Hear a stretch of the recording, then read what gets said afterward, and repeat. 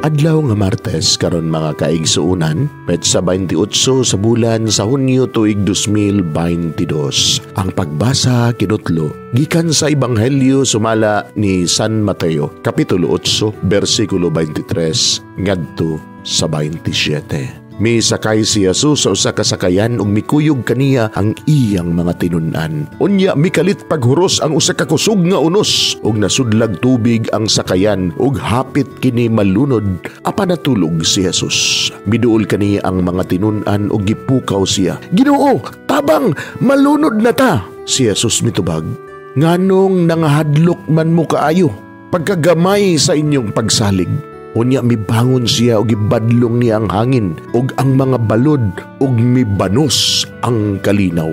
Natingala ang tanan ug miingon sila, unsa bagyo di ay kining tawhana nga bisan ang hangin ug ang mga balod mupatuoban kaniya.